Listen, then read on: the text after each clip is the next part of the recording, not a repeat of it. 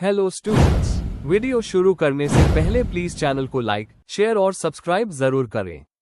एक important information, अगर आपको इस वीडियो के नोट्स चाहिए तो डिस्क्रिप्शन बॉक्स में दिया गया डाउनलोड लिंक चेक करें। Thank you. चलिए शुरू करते हैं। इस वीडियो में हम पढ़ेंगे ESO 16 social problems in India के प्रीवियस ईयर क्वेश्चन और most important questions with answers. ये क्वेश्चंस आपके एग्जाम के लिए बहुत इम्पॉर्टेंट है। अगर आपने ये अच्छे से कर लिए तो एग्जाम निकलना पक्का है। Let's begin. Question 1, critically analyze the functionalist approach to the understanding of social problems in India. Question explanation. इस क्वेश्चन में हमें फंक्शनलिस्ट अप्रोच समझा कर बताना है कि ये सोशल प्रॉब्लम्स को कैसे देखती है।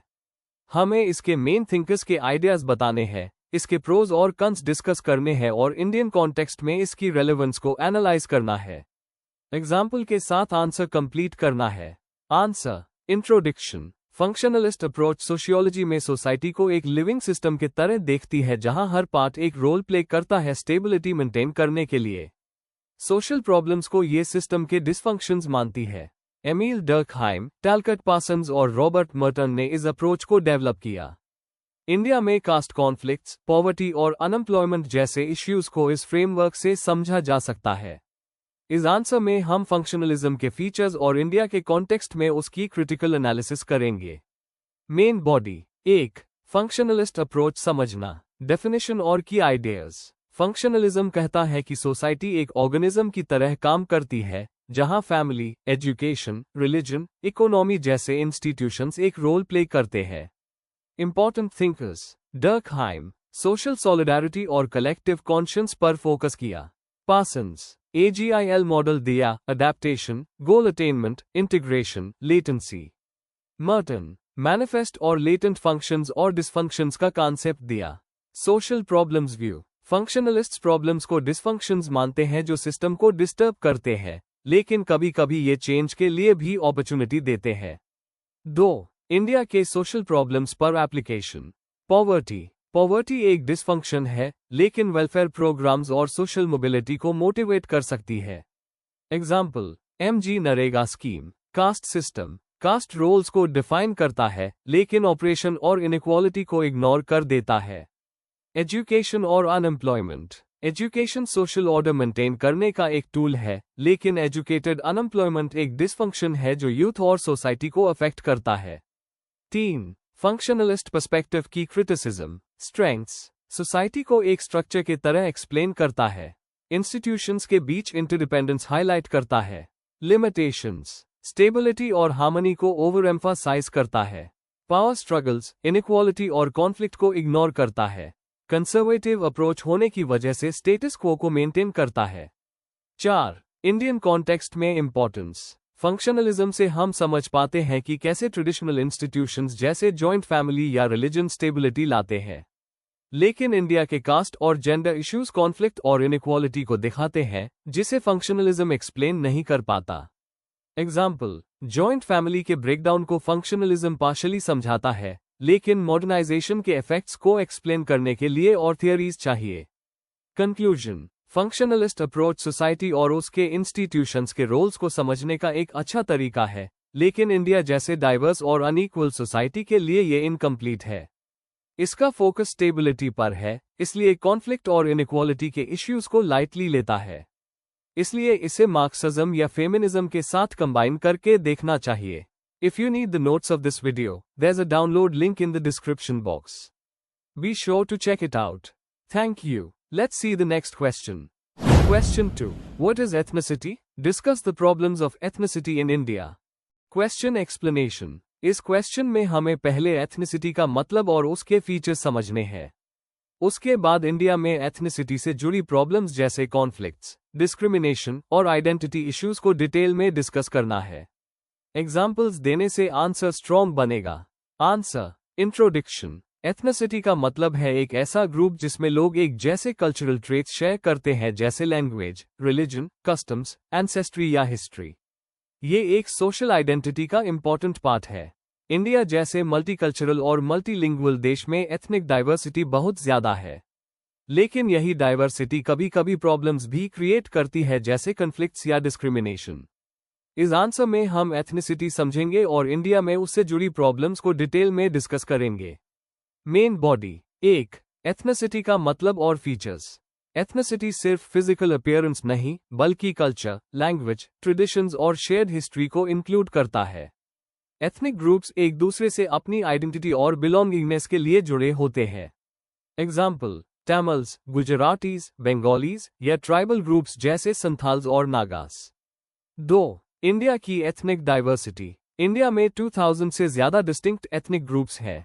फैक्टर्स जैसे माइग्रेशन, हिस्ट्री और जियोग्राफी ने इस डाइवर्सिटी को शेप किया है। Major aspects. Language, 22 scheduled languages और बहुत सारे dialects. Religion, Hindu, Muslim, Sikh, Christian, Buddhist, Jain etc। Tribal groups, Jharkhand, Odisha, Chhattisgarh और नॉर्थ ईस्ट के स्टेट्स। डाइवर्सिटी स्ट्रेंथ है, लेकिन कभी कभी रिसोर्सेज या रिप्रेजेंटेशन के लिए टेंशन्स क्रिएट करती है। 3. इंडिया में एथनिसिटी की प्रॉब्लम्स। ए. कॉन्फ्लिक्ट्स और वायलेंस। एथनिक आइडेंटिटी कभी कभी ग्रुप टेंशन्स और वायलेंस का रीजन बनती है।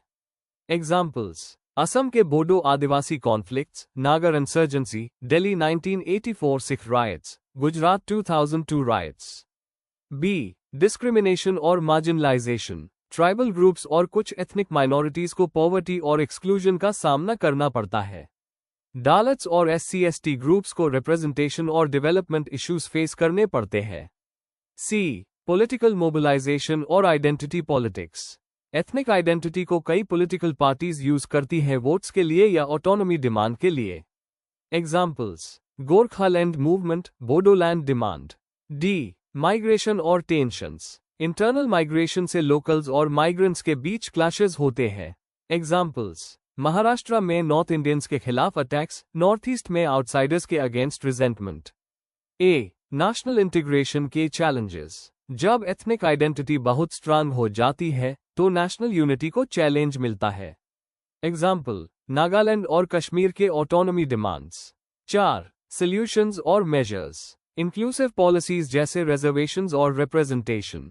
कल्चरल प्रिजर्वेशन के साथ नेशनल यूनिटी प्रमोट करना। कॉन्फ्लिक्ट एरियाज में डायलॉग, नेगोशिएशन और डेवलपमेंट प्रोजेक्ट्स। कंक्लूजन: इंडिया की स्ट्रेंथ उसकी डाइवर्सिटी है, लेकिन एथनिसिटी कभी कभी कॉन्फ्लिक्ट और डिस्क्रिमिनेशन का रीजन बन जाती है। हमें ऐसी पॉलिसीज बनानी चाहिए जो डाइवर्सिटी को रिस्पेक्ट करे और यूनिटी प्रमोट करे। इक्वल अपॉर्चुनिटीज और कल्चरल रिकॉग्निशन से एथनिक टेंशन्स कम हो सकती है। If you need the notes of this video, there's a download link in the description box. Be sure to check it out. Thank you. Question 3. Discuss the concept of poverty. Explain social implications of poverty. Question explanation. इस question में हमें poverty का मतलब समझाना है और उसके different dimensions बताने हैं, जैसे एब्सोल्यूट और रिलेटिव पॉवर्टी, रीजन्स और मेजरमेंट। दूसरे पार्ट में पॉवर्टी के सोशल इंपैक्ट्स डिस्कस करने हैं, जैसे एजुकेशन, हेल्थ, इनइक्वालिटी और सोशल स्टेबिलिटी पर क्या इफेक्ट पड़ता है। आंसर। इंट्रोडक्शन। पॉवर्टी या गरीबी एक ऐसी समस्या है जो दुनिया के हर सोसाइटी को अफेक्ट करती है और इंडिया भी इससे अलग नहीं है। पॉवर्टी का मतलब है जब लोग अपनी बेसिक जरूरतों, खाना, कपड़े, घर, हेल्थ केयर और एजुकेशन पूरी नहीं कर पाते। ये सिर्फ इनकम तक सीमित नहीं है, बल्कि लिविंग स्टैंडर्ड्स भी इंपॉर्टेंट होते हैं। बहुत से थिंकर्स, जैसे कार्ल मार्क्स, पॉवर्टी को स्ट्रक्चरल इनइक्वालिटी से जोड़ते हैं। इस आंसर में हम पॉवर्टी का कॉन्सेप्ट समझेंगे और उसके मेजर सोशल इफेक्ट्स डिस्कस करेंगे, खासकर इंडियन कॉन्टेक्स्ट में। Main body. 1. कॉन्सेप्ट और types of poverty. Definition. Poverty मतलब जब किसी व्यक्ति या समूह के पास एक डिसेंट लाइफ के लिए बेसिक चीजें नहीं होती। Types of poverty. Absolute poverty एक फिक्स्ड मिनिमम स्टैंडर्ड के बेसिस पर मेजर होती है, जैसे वर्ल्ड बैंक का $2.15 per day standard. Relative poverty जब किसी समझ के एवरेज स्टैंडर्ड के कंपैरिजन में रिसोर्स या इनकम कम हो। अर्बन और रूरल पॉवर्टी रूरल एरियाज में ज्यादा इंफ्रास्ट्रक्चर प्रॉब्लम्स होती है, अर्बन एरियाज में स्लम्स और अनएम्प्लॉयमेंट ज्यादा होती है। मेजरमेंट इंडिया में कंजम्पशन एक्सपेंडिचर, इनकम और मल्टीडायमेंशनल पॉवर्टी इंडेक्स MPI से पॉवर्टी मेजर होती है। 2. कॉजेज ऑफ पॉवर्टी इंडिया में economic factors, low income, unemployment, under employment. Social और historical factors, caste based discrimination, education की कमी, जेंडर इनइक्वालिटी, मार्जिनलाइज्ड ग्रुप्स का deprivation. Political और एडमिनिस्ट्रेटिव इश्यूज, पॉलिसीज का वीक इम्प्लीमेंटेशन, करप्शन और इनइफेक्टिव गवर्नेंस। पॉपुलेशन ग्रोथ, ज्यादा population resources पर pressure डालती है, जॉब्स और सर्विसेज कम हो जाती है। 3. Social implications of poverty, education पर इम्पैक्ट, गरीब फैमिलीज अपने बच्चों को स्कूल नहीं भेजे पाते, चाइल्ड लेबर और ड्रॉपआउट्स कॉमन होते हैं। हेल्थ और nutrition, malnutrition, health care facilities की कमी, इन्फेंट और मैटरनल मोर्टेलिटी हाई होता है। इनइक्वालिटी और एक्सक्लूजन, पॉवर्टी कास्ट, जेंडर और रीजनल डिस्पैरिटीज को और डीपन करती है। क्राइम और इंस्टेबिलिटी, पॉवर्टी से इल्लीगल एक्टिविटीज बढ़ सकती है, अनरेस्ट और सोशल टेंशंस भी बढ़ते हैं। फैमिली और जेंडर इश्यूज, फाइनेंशियल स्ट्रेस से फैमिली रिलेशनशिप्स अफेक्ट होते हैं, वीमेन और चिल्ड्रन सबसे ज्यादा सफर करते हैं। 4. पॉवर्टी और उसके इम्प्लीकेशंस को एड्रेस करने के steps. Government schemes, MNREGA, PDS, PM Kisan, mid day meal schemes. Education और स्किल डेवलपमेंट, लिटरेसी और वोकेशनल ट्रेनिंग से एम्प्लॉयबिलिटी बढ़ाई जा सकती है। Social security measures, health schemes, subsidies, pensions. Community participation, NGO, self help groups awareness और empowerment में help करते हैं। कंक्लूजन, पॉवर्टी सिर्फ इकोनॉमिक प्रॉब्लम नहीं है, ये एक सोशल चैलेंज है जो हर एरिया को अफेक्ट करती है। इसके इफेक्ट्स मनी की कमी तक सीमित नहीं होते, यह इनइक्वालिटी, एक्सक्लूजन और इंस्टेबिलिटी क्रिएट करती है। पॉवर्टी को कम करने के लिए इकोनॉमिक ग्रोथ, एजुकेशन और इंक्लूसिव पॉलिसीज एक साथ चलनी चाहिए।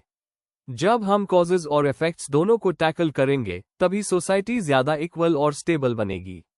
If you need the notes of this video, there's a download link in the description box. Be sure to check it out. Thank you. Question 4. Analyze the consequences of educated unemployment on society. Question explanation. इस question में हमें educated unemployment का मतलब समझना है और society पर उसके इफेक्ट्स को एनालाइज करना है। इकोनॉमिक, सोशल, साइकोलॉजिकल और पॉलिटिकल इम्पैक्ट्स कवर करने हैं। रियल एग्जाम्पल्स और क्रिटिकल डिस्कशन देना जरूरी है। आंसर। इंट्रोडक्शन। एजुकेटेड अनएम्प्लॉयमेंट का मतलब होता है जब लोग के पास डिग्रीज और क्वालिफिकेशंस होते हैं पर उनके लेवल के जॉब्स अवेलेबल नहीं होते। यह प्रॉब्लम खासकर इंडिया जैसे डेवलपिंग कंट्रीज में ज्यादा देखी जाती है, जहां एजुकेशन सेक्टर तो ग्रो हुआ है पर जॉब क्रिएशन उतना नहीं हुआ। इसका इम्पैक्ट सिर्फ इकोनॉमी तक नहीं, बल्कि सोसाइटी और इंडिविजुअल्स के ऊपर भी होता है। आगे हम इसके कॉन्सिक्वेंसेस को डिटेल में डिस्कस करेंगे। Main body. 1. Economic consequences. Talent का वेस्ट। जब एजुकेटेड यूथ अनएम्प्लॉयड रहते हैं तो उनकी स्किल्स का उस नहीं हो पाता, जो इकोनॉमी के लिए एक बड़ा लॉस होता है। प्रोडक्टिविटी और GDP दोनों पर नेगेटिव इफेक्ट पड़ता है।